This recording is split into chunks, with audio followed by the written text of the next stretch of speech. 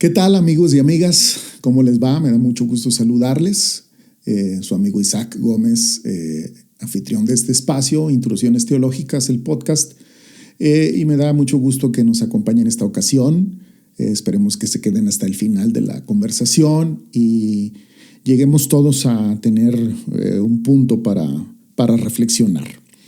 El tema propuesto para esta ocasión tiene que ver con las ucronías de Dios. Ucronías de Dios. Vamos a explicar luego esta palabra. Y quiero ir directamente al tema, como regularmente lo hacemos. Vamos directo al asunto. Empezando a tratar el tema del poder de las narrativas. Y es que en el tiempo que nos toca vivir, la verdad, este gran tema, problemático y muy complejo, el de la verdad, se ha vuelto muy porosa. La verdad se ha vuelto muy porosa. Y los hechos a partir de esta situación parecen como disolverse, ¿verdad? Vamos a tomar en cuenta esta frase del buen Marx, que decía que todo lo sólido se desvanece en el aire. Marx hacía referencia pues a la experiencia de la modernidad y el tema de la verdad es para nosotros hoy muy importante porque ya les digo, parece que las disputas del poder que existen hoy en día ya no se dan en el terreno, tanto en el terreno de las armas o en el terreno de la guerra en sí, aunque esos acontecimientos siguen ocurriendo, pero el poder como tal ya no suele disputarse con la imposición de las leyes o la imposición de la fuerza de quien tiene más armas o más poder militar, sino que la imposición de esta verdad se disputa a veces a partir de las narrativas. Las narrativas, los relatos, son los que dan forma, particularmente a un aspecto que hoy es bastante atendido por el tema de las narrativas, que son las emociones, porque ahí es donde se reescribe los registros de la memoria, se establece el sentido del mundo y a partir de ahí también se empieza a pensar en la fabricación de un futuro. Se trate de este futuro posible o imposible, pero bueno, a partir de eso es posible pensar en lo que puede venir, luego. Aunque las narrativas que escuchamos y las que nosotros mismos podemos relatar podrían no coincidir con la realidad misma, porque este es otro asunto, ¿verdad? Aquí en torno a esto hay un debate, o sigue habiendo un debate, de si la realidad depende de los sujetos que la construyen o si en efecto hay allá afuera de nosotros una realidad independiente y ajena. Pero bueno, ese es otro asunto.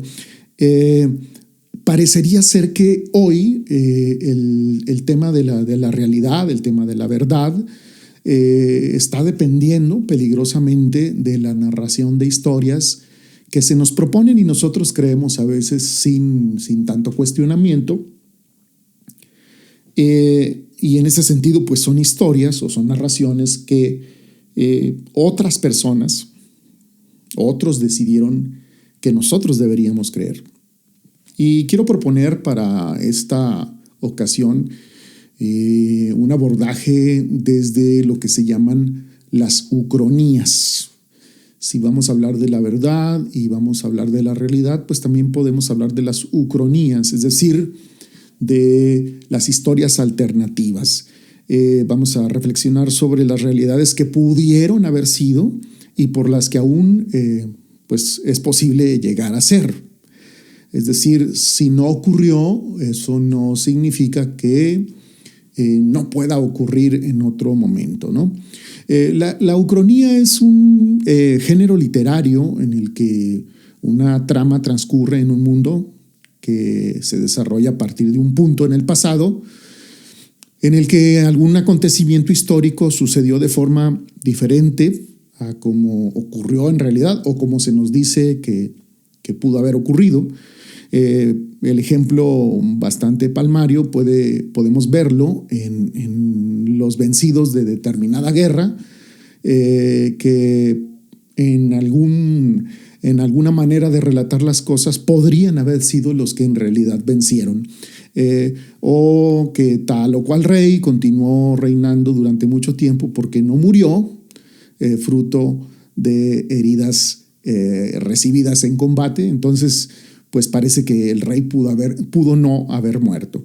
La ucronía es una especulación sobre las realidades ficticias en las que los hechos se desarrollan de forma diferente a como los conocemos. Pero hay un momento o un suceso común que separa a la realidad histórica conocida de la realidad ucrónica, ¿verdad? Lo que se conoce como el punto de convergencia, ese acontecimiento singular que es de tal relevancia que al momento de haber ocurrido ese pequeño suceso en esa historia que nos contaron, pues termina dándole otro rumbo completamente distinto a la historia que se nos puede relatar. Y es conveniente aclarar aquí, en este punto, que no se trata de inventarnos una historia alternativa, ¿verdad? Porque eso es bastante fácil y es como un modo muy recurrente para escaparnos de lo difícil que a veces puede ser la realidad, a veces hasta insoportable, pero no es solamente que podamos nosotros imaginar una historia como para fugarnos, como si las historias fueran como fármacos, ¿verdad? Como una especie de adormecedores o de recursos que nos puedan mantener sin el dolor de estar viviendo la realidad, ¿no? De lo que se trata es de contrastar la realidad, de criticarla y nosotros como gente de fe, de discernirla. Tenemos que aprender a discernir la realidad a partir de un modo distinto de ver las cosas. Como ya les digo, a veces desde afuera de nosotros se nos da un relato que se nos impone a creer, ¿verdad? O sea, hay que creerlo porque así son las cosas, pero quienes estamos llamados por el Señor, los que estamos llamados por Dios a vivir la vida de su reino en este mundo, estamos llamados a discernir. Y también estamos llamados a resistir los determinismos, la fatalidad, el destino, la inevitabilidad. Está complicada esta palabra, inevitabilidad. Porque parecería que hay algunas cosas o algunos eventos, algunos acontecimientos, algunos hechos que son así, como inevitables. Tienen que pasar así porque así es, porque no hay de otra, ¿verdad? Y entonces para los que tenemos la palabra de Dios presente en nuestra vida, es de vital importancia pensar la realidad desde la palabra de Dios.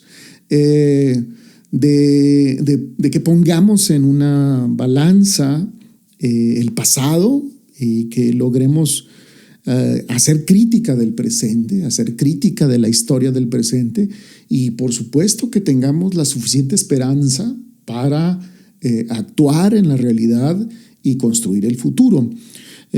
Más allá del juego de opiniones que solo repiten lo que se da por sentado como la única manera de entender y dar sentido al mundo del ruido, ¿verdad?, que provocan todas las voces autorizadas, debe estar nuestra búsqueda de un lugar firme donde poner nuestro pie, así como alude el libro de los Salmos, ¿verdad? Para no tener esa sensación que a veces se tiene de como estar cayendo en un abismo de incertidumbre, porque las historias que nos cuentan no suelen darnos ese sentido, esa certeza, no suelen ayudarnos a a esperar, a tener esperanza de que las cosas pueden ser de otro modo, ¿no? Creo que muchos hoy necesitan una palabra, una narrativa, por decirlo de esta manera, un nuevo relato que les ayude a tener paz, que les dé seguridad para avanzar hacia el futuro y verlo de una manera distinta a la que a veces se nos presenta como inevitable, ¿verdad? A veces el sistema mundo puede estar presentándonos una realidad, un futuro inexorable, es decir, del cual no nos podemos escapar. No hay para cambiar muchas posibilidades, pero lo cierto es que dentro de la palabra de Dios tenemos el contenido de nuestra esperanza para pensar un mundo distinto. Y esto es bastante importante que lo tomemos en cuenta. Toda la vida humana está hecha de relatos, y no solamente contamos historias, sino también ocurre lo inverso, las historias nos cuentan a nosotros. El filósofo francés Paul Ricoeur afirma que el ser humano no es simplemente un actor de estos relatos, sino que es un narrador narrado, ¿no? La identidad que actualmente las identidades están disponibles como una mercancía, como un artefacto para consumir.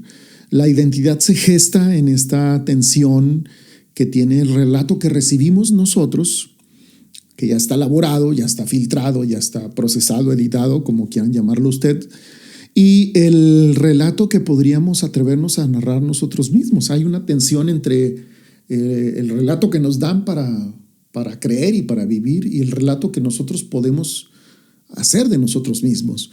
Cabe decir que esto implica una responsabilidad, el hecho de narrar nuestra propia historia, de darle sentido a nuestra propia historia, implica, por supuesto, una responsabilidad personal, una iniciativa propia, un esfuerzo que está exigiendo algo de nosotros y que a veces muchísimas personas pues simplemente no lo hacen por comodidad, porque sí implica esfuerzo.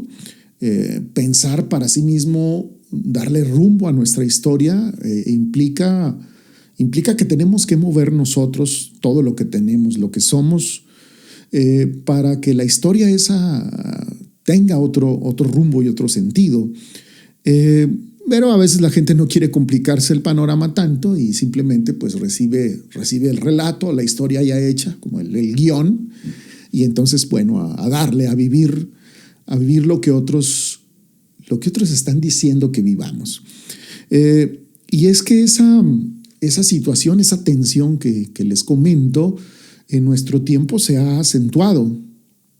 Y si pensamos esto a partir de lo que se llama mucho por ahí la posverdad, entonces esto se complica más porque a partir de esta llamada posverdad, los hechos están reducidos a percepciones moldeadas por las interpretaciones que usualmente no son nuestras.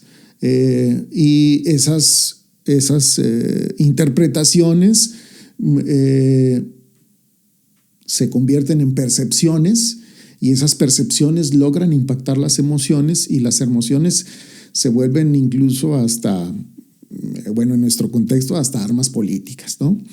Entonces, sí es conveniente que tengamos en cuenta lo que estamos nosotros escuchando como relato para vivirlo, es decir, lo que se nos sugiere que debemos hacer, actuar, pensar.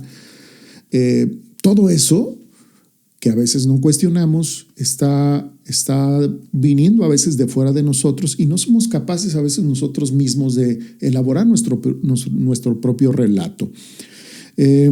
Hay que decir algo importante al respecto, y es que la narrativa no es como un adorno literario, no es un adorno.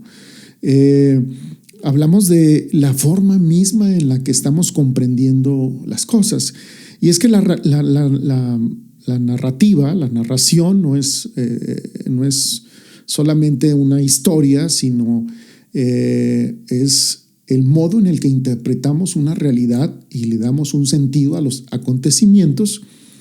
Evidentemente ese sentido no es neutral, sino que tiene una dirección, una intención, lo que implica que esa intención puede tener un punto de encuentro conflictivo con otras interpretaciones y pues con la realidad misma. A veces es lo que nos puede ocurrir muy seguido, que nuestro modo de ver la vida a veces puede chocar con la realidad misma, pero eso no significa que nuestro relato pudiera tener un error, sino que a veces dentro de la realidad o la realidad que se nos presenta como lo que está ahí y hay que vivir y aceptar, esa realidad no necesariamente a veces coincide con lo que nosotros estamos viviendo o esperando de la vida, ¿no? En ese sentido, la narrativa es un poder. La narrativa es un poder y cuando hablamos pues de la narrativa bíblica, que es lo que nos interesa a nosotros esta ocasión, es un poder exactamente, es una manera de interpretar el mundo, porque entendemos nosotros que la narrativa porta o contiene la palabra de Dios y puede operar, dice Ivan Burkin, puede operar como un dispositivo de reconfiguración del mundo.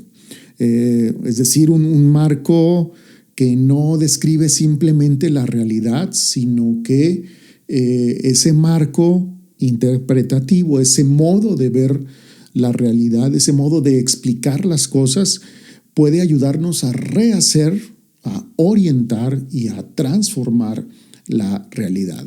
Eso es lo que nosotros entendemos que puede hacer la palabra de Dios en la realidad. Puede rehacer, puede orientar y puede transformar nuestra propia realidad. Hay por ahí un teólogo, Stanley Hauerwas, nos dice a propósito de la respuesta que tenemos nosotros a los relatos, que la iglesia a veces no falla y la iglesia es portadora de un relato, es portadora del gran relato.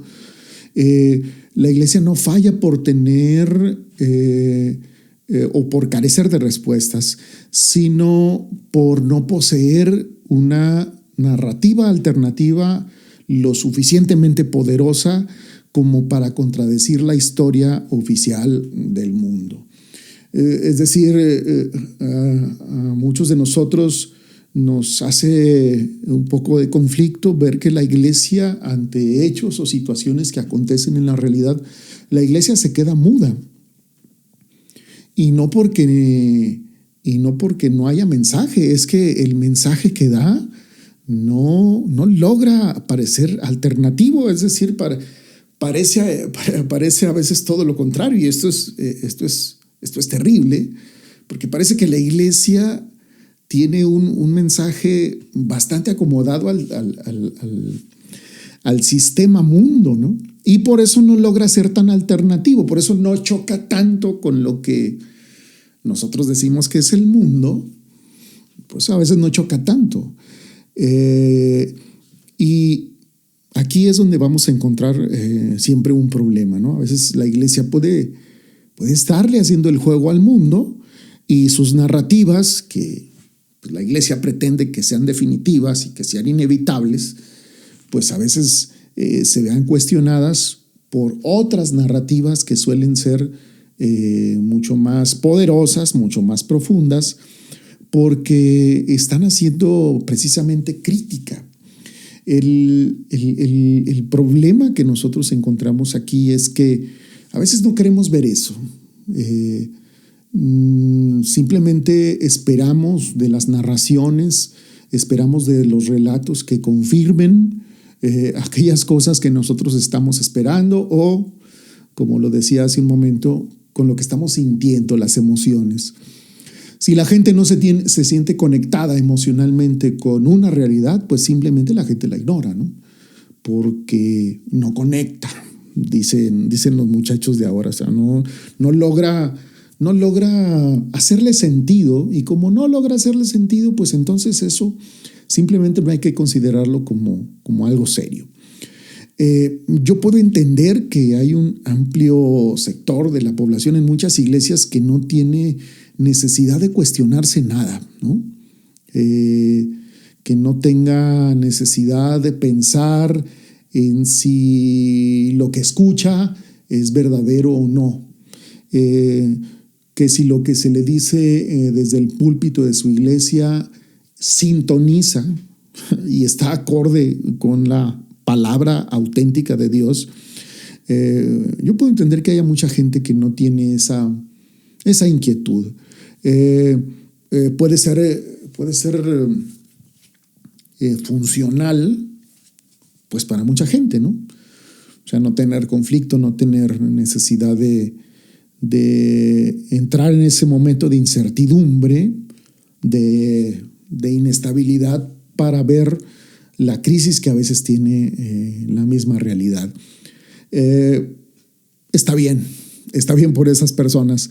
El problema podría surgir cuando hay otros sectores que son un poco más, como diríamos, arrojados, ¿verdad? Como que están más situados en el lugar del libre pensamiento y de la autonomía, que no se conforman con las explicaciones deterministas que a veces se dan desde los púlpitos de las iglesias o desde los salones de escuela bíblica o desde todos los lugares donde se pretende narrar la verdad bíblica, ¿no? Entonces, cuando hay gente que se atreve a pensar con un poco de más libertad, con un poco de más libertad respecto del relato que siempre tenemos ahí, encontraremos pues que este tipo de personas pues son vistas como herejes, como rebeldes, como locos, ¿verdad? Ahí hay un montón de historias por ahí. Cuando alguien no quiere escuchar la historia que se le cuenta y se pone rebelde, se pone a la defensiva, no es porque esa persona sea rebelde en sí, sino porque estamos dándonos cuenta de que no necesariamente lo que se nos dice es una palabra definitiva. Y contra esto hay que luchar, contra el determinismo, contra la inevitabilidad. Es decir, si alguien nos dice, particularmente esto se dice desde los lugares de autoridad y poder, las cosas son así y así van a ser, así siempre han sido, ya sea desde la tradición, ya sea desde el dogma, cuando se nos está diciendo que no hay más para pensar, que lo único que tenemos que hacer es vivir, entonces empieza a operar la ucronía, es decir, las cosas que sucedieron en el pasado no tenían por qué haber sucedido así, pero así sucedieron por varias razones. Pero ¿puede ser de otra manera la realidad? Claro que puede ser de otra manera. La realidad tiene su propia contingencia, ¿no? Las cosas son como son, pero pueden ser de otra manera siempre.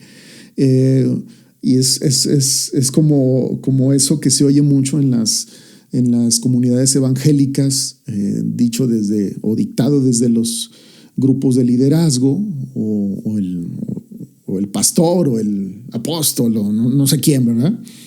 Cuando alguien no se cree todo lo que le dicen, le empiezan a decir que no está en la visión, ¿verdad? Entonces ahí está ocurriendo una ucronía. Hay una persona que está pensando que la realidad puede ser de otra manera. Claro que puede ser de otra manera, pero en ese lugar no se le permite pensar las cosas de otra manera, sino como están ahí establecidas. Y esto, bueno, eso de no compartir la opinión que tiene el líder o el grupo de líderes que ha determinado establecer como normal y normativo una serie de leyes o una serie de comportamientos o una serie de conductas, pues entonces quienes no entran de ese marco simplemente pues no caben en la visión, ¿verdad? Hans Freud, un exponente central en lo que se conoce como la teología narrativa, nos recuerda que la escritura no es un depósito de proposiciones doctrinales o una regla de fe, ¿no?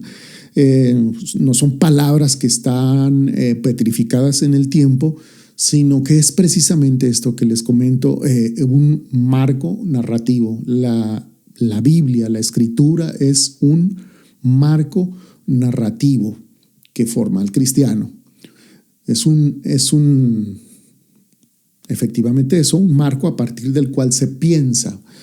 Y esto hay que matizarlo porque la iglesia en su historia ha tenido en la tradición un apoyo, un soporte muy importante. Nos referimos a la tradición como el conjunto de conocimientos, de doctrinas, que contienen la historia de las primeras comunidades. La tradición de la iglesia primitiva, la tradición de los padres de la iglesia, la misma dogmática que han estado ahí para custodiar, para alentar a otros a mantenerse en el mensaje más elemental, es el papel que han desempeñado. La tradición y la dogmática es importante, pero a veces me parece a mí que suele radicalizarse este papel, no en todas partes y no en todas las denominaciones o no en todas las experiencias cristianas, pero a veces suele radicalizarse las pretensiones de autoridad que tiene la tradición y la dogmática, y se pueden volver a veces un verdadero dolor de cabeza a la hora de pensar la fe de manera actual. Cierto es que la tradición nos provee de un elemento fundamental para pensar la fe, pero no es un límite tampoco, ¿no?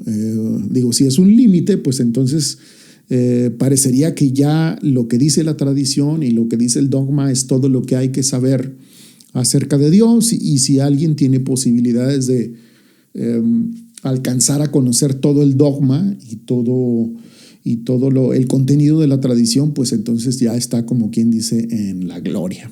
Y no, la tradición transmite un fuego, y ese fuego tenemos que seguir manteniéndolo vivo nosotros en nuestro propio tiempo, ¿no? Entonces, ese puede ser otro problema, a veces enfrentarse con la dogmática o con la tradición de la iglesia. El caso es que vivimos un tiempo muy particular donde hemos asistido al colapso de los marcos. Ya les digo que la Biblia es un marco interpretativo, y parece que en nuestra época todos esos marcos que nos permiten interpretar o entender la realidad pues se han caído, ¿verdad? Los grandes relatos de la humanidad están como ya vacíos o carentes de sentido. Eso se proclamaba ya en la posmodernidad.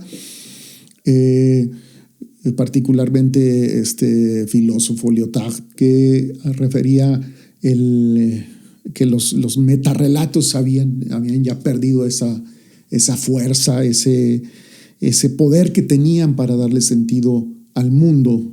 Entonces, esa experiencia que estamos nosotros viviendo del colapso de los marcos, de la fragmentación también, porque aparte de que se están cayendo, no solamente se caen, sino que se rompen e intentan recomponerse de otras maneras, de muchas maneras. Pero si un marco no logra mantener estable nuestro mundo, entonces todo se suele perder, todo se tambalea. Se tambalea nuestra certeza, se tambalea nuestra identidad, se tambalea el futuro. Se tambalea el presente, que no se tambalea el futuro, pues es más fácil. Entonces aquí hay que tomar algo muy en cuenta. Quien domina la narrativa, es decir, quien está contando la historia, y no solamente eso, sino que ha logrado captar la atención de todo el mundo y está siempre ahí con la historia contándola, pues entonces quien domina la narrativa domina la interpretación de la experiencia humana, ¿no? Esa es una forma de poder muy efectiva para cualquier imperio, ¿no? En la política, por ejemplo, digo, no es un espacio para hablar de política, pero en la política el control de las narrativas es importante, ¿no?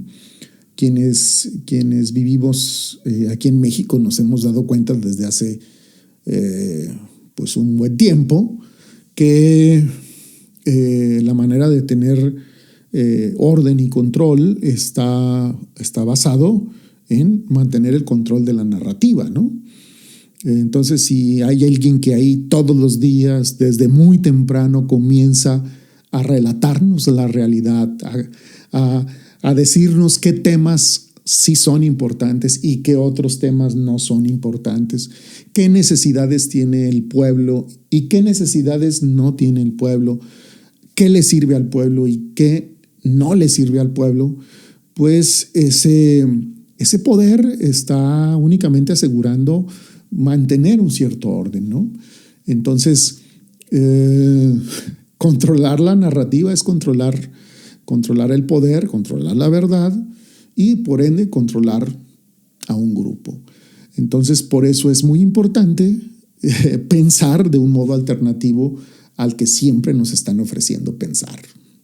Frente a esta fragmentación o a este colapso que les estoy comentando de los marcos interpretativos, surge un impulso humano profundo que es imaginar lo que pudo haber sido. Como que no nos conformamos con que las cosas hayan pasado de cierta manera, sino que tenemos la inquietud de saber qué hubiera pasado si... como él hubiera, ¿verdad? ¿Qué hubiera pasado si yo, o qué hubiera pasado si yo hubiera hecho esto, hubiera actuado de esta manera, o si no hubiese actuado de esta otra? Imaginar un pasado alternativo y además de un futuro no escrito es como encontrar la falla de la inevitabilidad. Es decir, las cosas ya pasaron, pudieron haber pasado de otro modo, claro que sí. Cuando imaginamos el futuro podría ser de otra manera, por supuesto que sí, pero tiene mucho que ver con lo que estamos haciendo hoy en el presente. Y es que aunque parezca un lujo literario o un juego de la mente, el tema de la ucronía, en realidad podemos considerarla como un recurso espiritual, un recurso de discernimiento para resistir. La capacidad de imaginar un mundo distinto es, digamos, que la condición mínima para pensar la esperanza. Es el punto de partida para trabajar sobre la esperanza, el hecho de imaginar que las cosas pueden ser de otra manera, que lo que vemos en la realidad no es lo definitivo. George Lindbeck sostiene que las religiones moldean y dan forma a los mundos o a las realidades mediante precisamente prácticas narrativas. Y en este sentido, la ucronía, es decir, las historias alternativas, son una disputa por el mundo mismo, una guerra, un conflicto por imaginar lo que el poder declara que no se puede hacer. Es decir, no pienses en otra cosa, ya las cosas están de esta manera, así van a ser, no hay vuelta, no hay modo de que ocurra otra cosa. Y aunque nos parezca o no, la realidad se sostiene por un consenso. Pero por otra parte, una historia alternativa, una ucronía bien ejecutada, con la que uno se comprometa y militar en ella, puede deshacer la historia oficial desde dentro de la mente humana, ¿no? El primer territorio que se tiene que conquistar para ganar una batalla, pues está en la mente. Y ahí hay que empezar a trabajar en la imaginación, en la capacidad de ver que existen otras posibilidades de ser en nuestra propia realidad. Entonces, desde este punto de vista, la ucronía no es una ficción escapista, sino es una manera de protestar, una manera de rebelarnos contra el determinismo histórico. Es la prueba de que el destino no es un decreto, es decir, así van a ser las cosas. El destino es una manera de decir cómo van a ser las cosas, pero no es lo único ni lo definitivo. Y es que aquí surge pues otra tensión que me parece peligrosa, ¿verdad? Si toda la realidad está construida narrativamente, si lo podemos abordar desde ahí, porque les digo, hay un debate en torno a esto de si la realidad se construye a partir de la narrativa o si hay una realidad allá afuera independiente de todas las narrativas que podamos nosotros contar. Si estamos construyendo la realidad a partir de una narrativa, entonces, ¿qué la distingue de una mentira? En el caso de que las narrativas sean falsas, ¿verdad? En esta era de la posverdad nos han enseñado que la línea entre el relato y la manipulación de los hechos puede desaparecer sin que nadie se dé cuenta. Es decir, no sabemos si nos están diciendo la verdad o si nos están diciendo la mentira. Parece ser que la condición a la que estamos expuestos todos, o el peligro al que estamos expuestos todos, es que no sabemos qué creer como verdadero o como falso. Ese es el gran problema de ahora. Si en algún momento teníamos una claridad sobre lo que es verdad y sobre lo que no es verdad, pues ahora parece pues bastante difuso esa distinción, y entonces ya no sabemos muy bien si algo es verdad o si algo es falso o es mentira. De ahí podemos entender que desde la fe cristiana se nos hable acerca de que el mensaje de la palabra, el mensaje del evangelio, solo puede proclamarse dentro de una sospecha crítica, que toda narrativa debe pasar por el fuego de la experiencia humana real.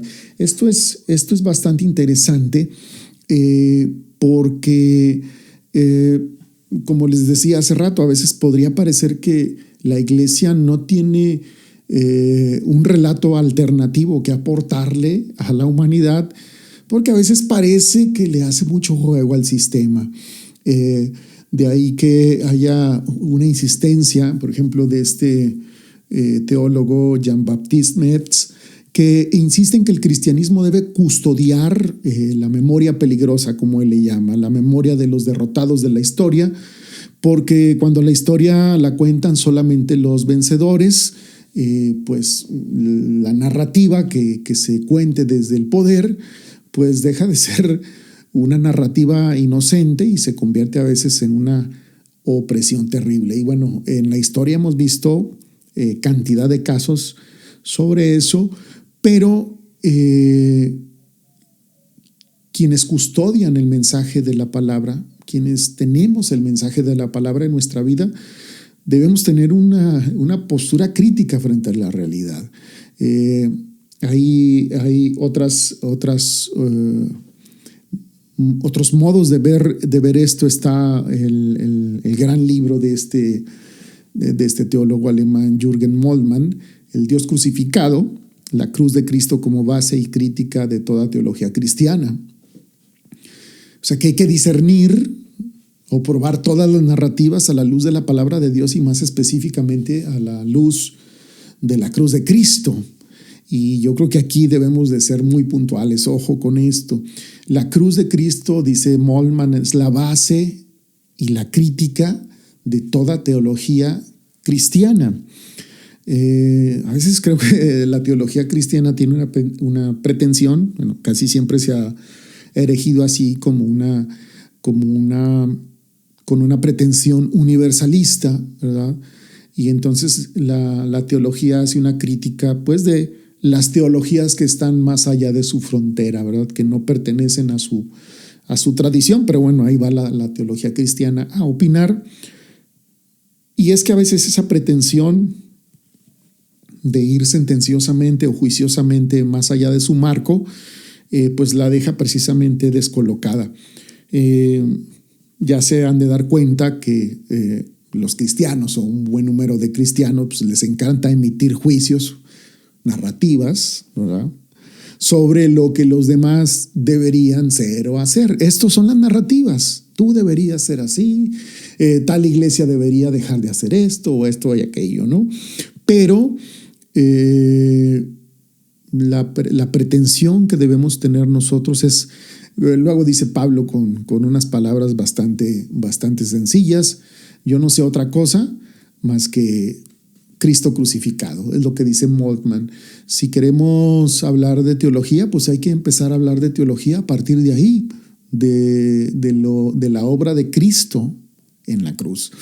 Y esto, digo, más allá de los romanticismos con los que a veces se vista también el mensaje de la crucifixión, porque no nada más hablamos de la crucifixión, sino hablamos de la obra misma de Cristo, su vida, todo lo que Él enseña, dice y hace.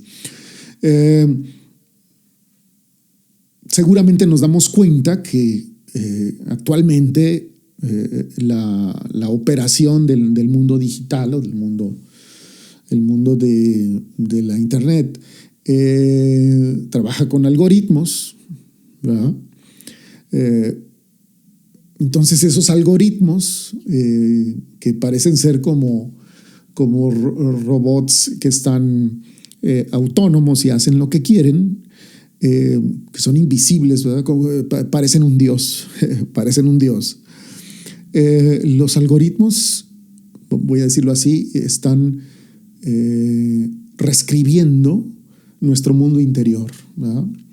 Entonces todos tenemos acceso, bueno, los que escuchan ahorita, seguramente todos tenemos un acceso relativamente fácil a la red de internet, a los servicios digitales, a los contenidos, y entonces uno pensaría que uno selecciona sus propios contenidos. Yo decido lo que quiero ver, yo decido qué consumir, yo decido qué comprar.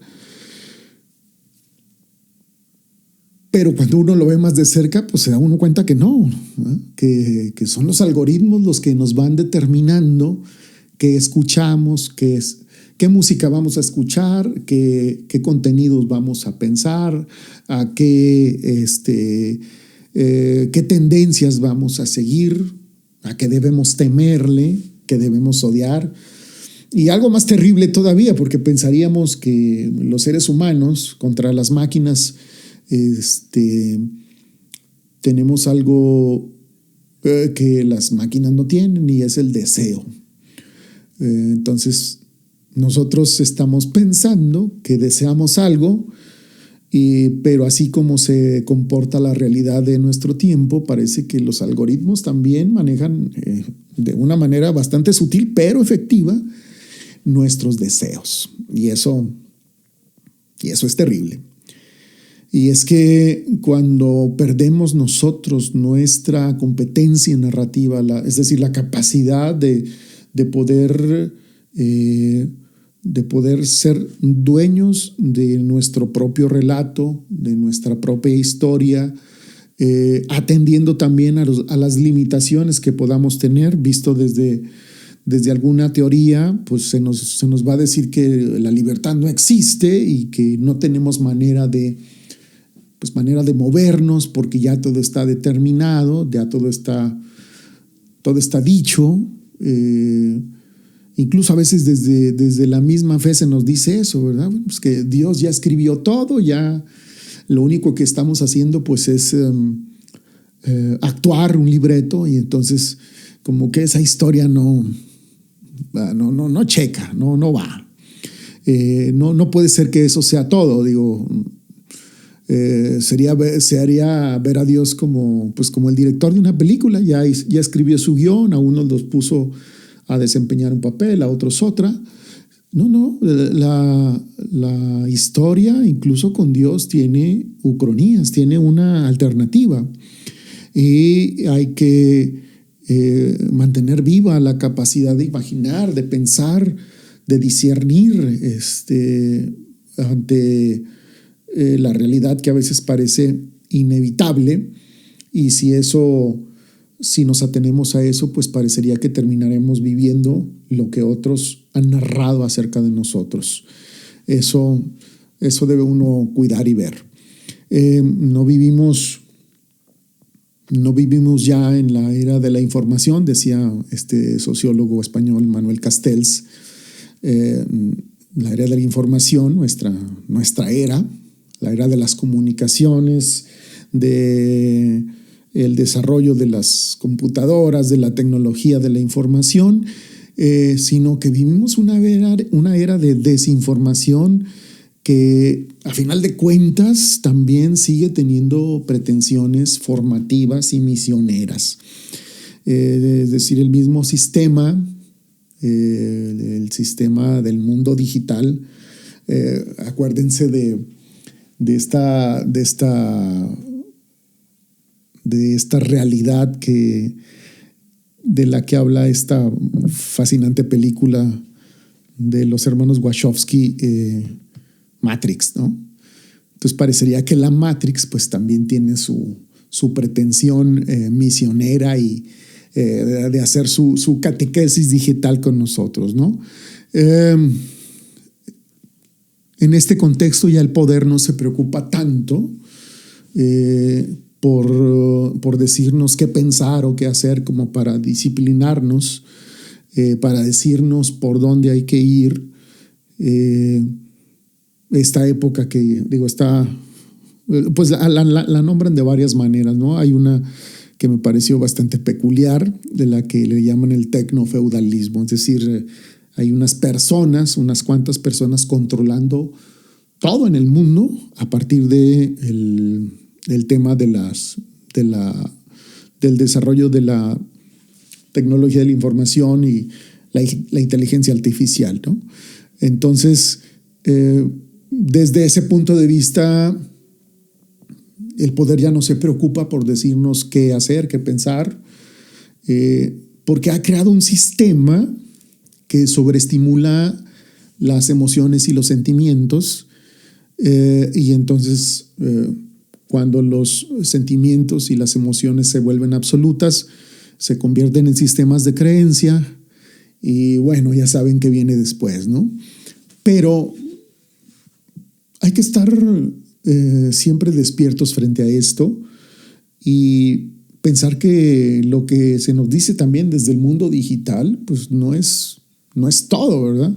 Hay mucha gente preocupada pensando en que las máquinas se van a rebelar y nos van a controlar, cuando a veces parece que no necesitan rebelarse porque parece que controlados ya estamos, ¿no? Y entonces, bueno, hay que mantener el espíritu despierto para no caer en este sueño. Aquí el relato bíblico va a aparecer como una de las tradiciones más radicales de la historia humana. Y no porque sea un relato más, sino porque el relato bíblico se atreve a reescribir la historia del mundo desde la perspectiva de los que no han podido contar su propia historia por su condición de desventaja, y la Biblia asume esa voz. Esto es algo particular. Yo creo que hay una gran riqueza del texto que nos revela este carácter que tiene la Biblia, ¿no? Cuando muchas otras tradiciones están dedicadas a exaltar los triunfos, están dedicadas a exaltar las grandes hazañas de los héroes y de los dioses. La tradición bíblica está recuperando la voz de los que fueron silenciados o se quedaron sin voz, y los ha hecho aparecer como los héroes al final de cuentas, ¿no? Esto me parece fascinante del mensaje bíblico. Lo dice Pablo en unas palabras bastante preciosas, que dice: de lo vil y de lo menospreciado del mundo eligió Dios para avergonzar a los sabios, ¿no? Entonces, este carácter que tiene la palabra de Dios para operar como una historia alternativa es, yo creo que uno de los principales recursos que tenemos para nuestra fe. Dicho de esta manera, la Biblia es una contrahistoria. Brevard Childs insiste en que la escritura solo se comprende en su forma canónica, porque es precisamente la forma en la que se establece la historia alternativa que Israel y la Iglesia confiesan. Es decir, esta experiencia de fe está contada en el mismo texto, y a partir de una historia que parece ser la otra parte, el reverso de otra historia que se ha contado por ahí, y que a veces el propio sistema no nos deja contar con toda claridad, pero el registro, el testimonio bíblico, ahí está. Por ejemplo, el relato del Éxodo, creo que todos lo hemos leído y lo aprendimos, muchos de nosotros desde que éramos niños en la escuela bíblica. El relato del libro de Éxodo es una contranarrativa frente al imperialismo egipcio. Ya visto desde esta perspectiva, pues efectivamente es otra historia. La tradición profética es una contrahistoria frente al optimismo oficial de los monarcas. Los que han leído la Biblia y han leído la historia de la monarquía en Israel se dan cuenta de que los profetas dicen otra historia y otras cosas distintas a los reyes. El libro de los Salmos, no sé, es fascinante. Es una contrahistoria emocional frente a la racionalidad política de poder, incluso frente a la propia lógica emocionalista de la posverdad. El libro de los Salmos provee de una alternativa emocional profundamente rica. La fuerza del relato bíblico no busca informarnos. La Biblia no busca darnos datos, no busca decirnos o hablarnos de la facticidad o de la historicidad de acontecimientos que ya ocurrieron, sino la fuerza del relato bíblico reside en su capacidad para transformar. No pretende la Biblia ofrecernos una historia objetiva con valor histórico, sino un relato y una historia que nos permita interpretar incluso nuestra propia vida y también darle sentido. Muchos quieren encontrar un relato que respaldado por la ciencia. Ya lo hemos tratado aquí en este espacio, aquí este tema.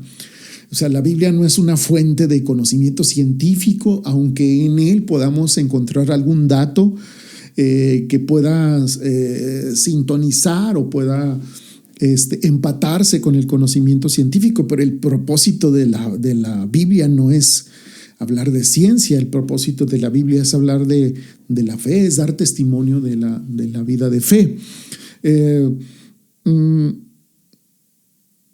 Habrá muchos debates muy ociosos sobre si tal personaje existió, no existió, que si existió, existió de esta manera, que si el sol se detuvo, que si no se detuvo, que la NASA dice que hubo bueno, en fin, ¿no?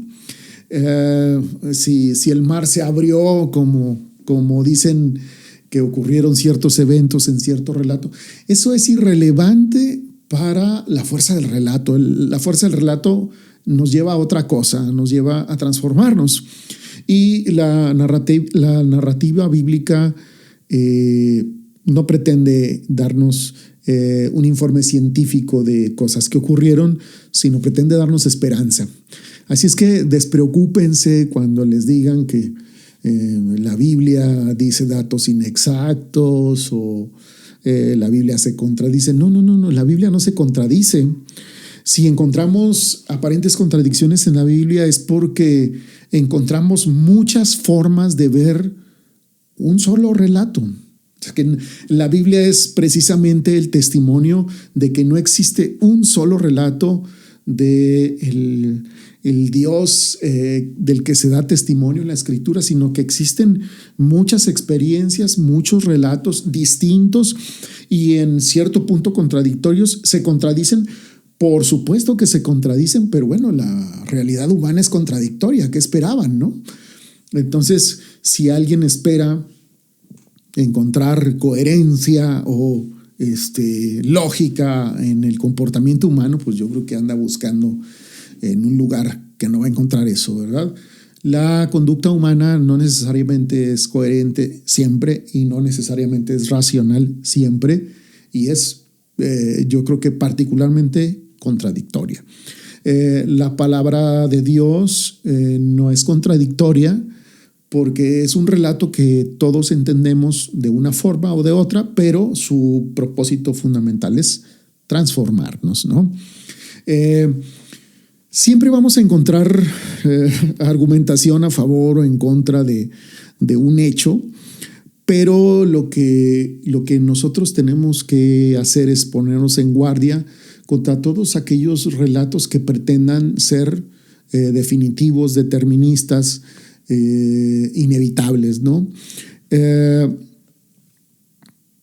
Ivan Bourquin, que es un biblista francés también muy, muy importante, profundiza en esto al decir que el lector bíblico es invitado, esto me pareció interesante, el lector bíblico es invitado a entrar en la narrativa para convertirse como en un personaje de la propia narración bíblica, para existir en ese mundo textual que lo está interpelando, lo corrige, lo libera también. Entonces, si la palabra de Dios es una máquina de rehacer el mundo, entonces la palabra nos invita a participar de la propia interpretación de lo que está escrito en el testimonio bíblico. Y me parece que a diferencia de otros relatos, digo, no voy a defender la Biblia porque la Biblia no necesita ninguna defensa, pero me parece una de las cosas también maravillosas que tiene la Biblia, de que tiene tantas voces, tantas maneras de ver a Dios, que también nos incluye a nosotros en la interpretación, porque esa interpretación está interpelándonos, es decir, nos está enfrentando, nos está pidiendo algo, nos corrige también, porque la palabra de Dios corrige y habla de liberarnos de esa realidad que no nos deja a veces avanzar hacia lo nuevo, nos libera, por cierto. Entonces, creo que tenemos algo maravilloso dentro del testimonio bíblico. Si hablamos de ucronías y hablamos de alternativas, pues Jesús mismo es la interrupción definitiva de Dios. Jesús interrumpe la historia que parece que tiene una lógica inevitable. Una cosa va a seguir a otra y a otra y a otra, y de repente aparece el acontecimiento Jesús, ¿no? ¿Cómo decirlo? La ucronía encarnada, el mundo posible hecho carne. la historia alternativa que irrumpe en lo que en el tiempo parece como inevitable. Va a pasar esto y luego esto, como ya les digo, esto que sigue y esto que sigue, y no habrá más. Y de repente aparece Jesús. No se diga el acontecimiento de la resurrección, pues es como la violación absoluta del orden narrativo de la historia humana. El punto donde la causalidad, las explicaciones lógicas y coherentes se quiebran y el mundo comienza a escribirse de otra manera, ¿no? Quisiéramos que todo fuera posible o susceptible de racionalizarse, pero a veces no es así. Entonces, ya les digo, nuestra época está como enamorada de la inevitabilidad y de lo que tiene que ser así. Es decir, a veces ya ni siquiera decimos que las cosas tienen que ser así, sino que simplemente las damos por sentado. O sea, no hay alternativa, la historia ya decidió. Se oye mucho como los discursos en otra parte, ¿no? El pueblo ya decidió.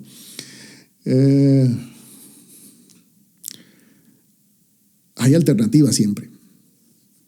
Y toda la narración bíblica, digo, es muy difícil no ver, aunque a veces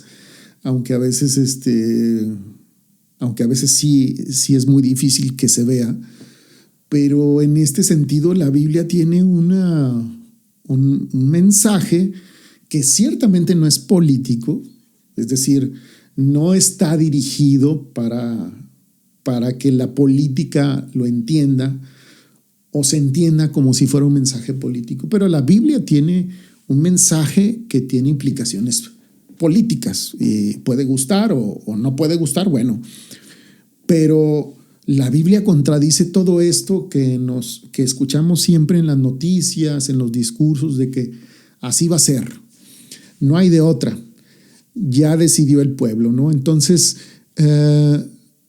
la Biblia combate ese mito.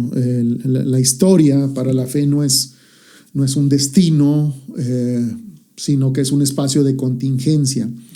Es decir, es un espacio donde las cosas siempre pueden ser de otra manera, es un espacio abierto, donde Dios actúa narrativamente y donde el ser humano es invitado a participar activamente en esa narración. Es como lo que hablábamos de la lectura bíblica, donde se nos invita a participar de la misma historia bíblica, pero también Dios nos invita a participar dentro de nuestra propia historia, para que seamos nosotros también agentes de cambio y de transformación en la vida del reino, el reino de Dios. La fe, penosamente o tristemente para algunos, pues no impone certezas, sino que la fe nos permite habitar. Fíjense bien, la fe nos permite habitar lo que de otra manera sería inhabitable. Si algunos no tuviésemos fe, no podríamos vivir cierta experiencia como la hemos vivido, sino que sería imposible vivirlas, ¿no? Y la fe lo que hace es dar mundos de posibilidad alternativos, espacios donde la existencia se pueda experimentar la vida en abundancia. No hay por qué tomar la narrativa bíblica como un relato cerrado, pues, sino como una maquinaria abierta donde el lector está convocado a discernir. Hay que pensar, hay que reflexionar, a prolongar el movimiento del texto en el terreno de la experiencia propia. La inevitabilidad pertenece a los imperios de este mundo. Oigan cómo se oye eso.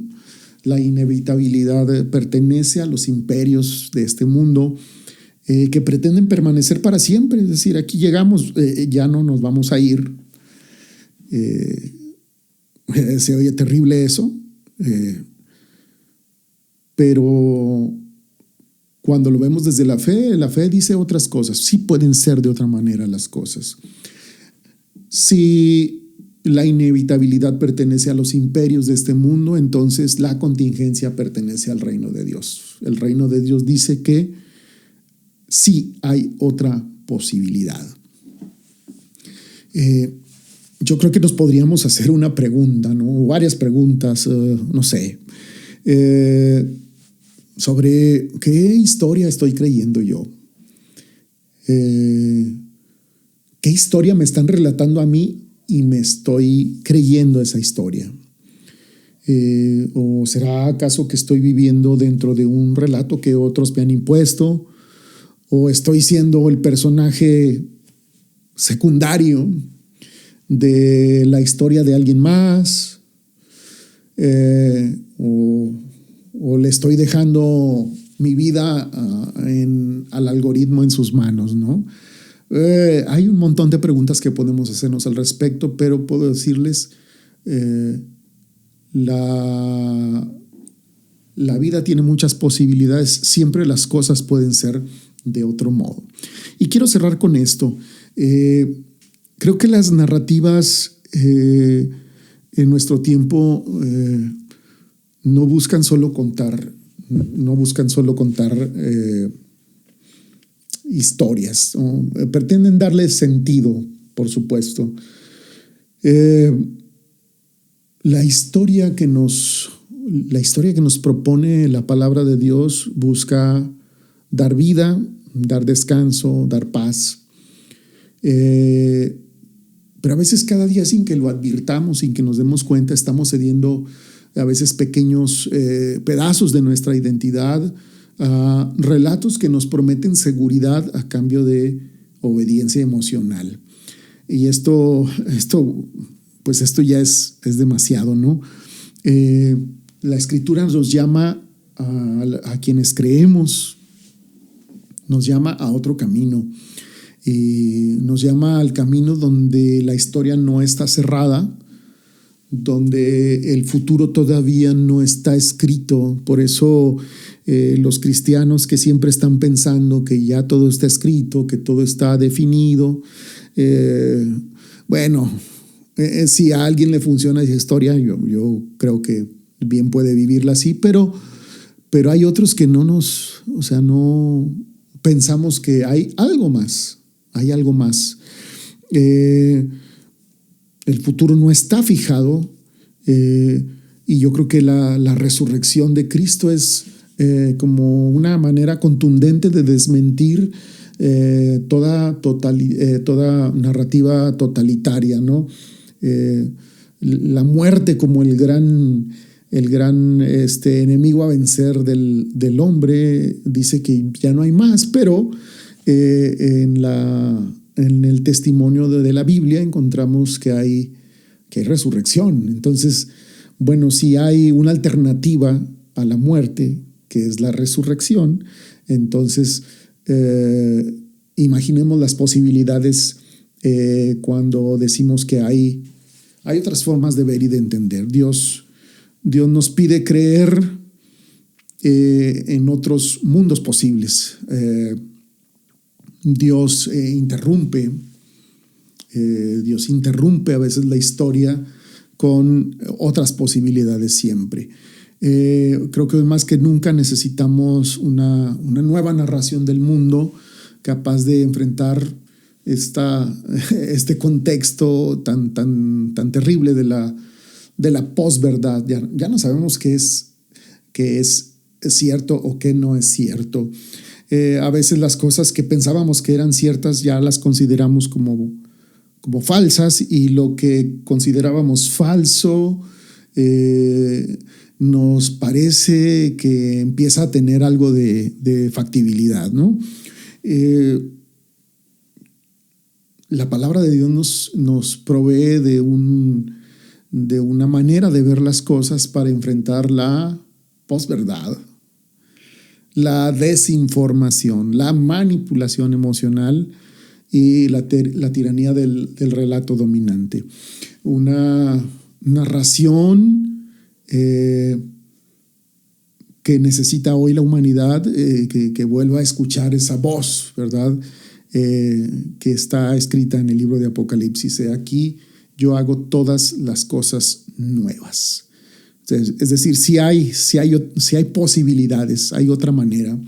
Y ese es el primer paso, yo creo que para recuperar el alma de nuestro tiempo, contar de nuevo la historia, nombrarla, desobedecer la inevitabilidad y permitir que Dios abra el tiempo y nos devuelva la esperanza que a veces hemos dejado de lado y nos hemos resignado a vivir pues una vida que ya está determinada. Y es que mientras podamos imaginar otro mundo sigue siendo posible. Así que tengan ánimo. Muchas gracias por acompañarme hasta aquí. Nos veremos en la próxima ocasión. Hasta pronto.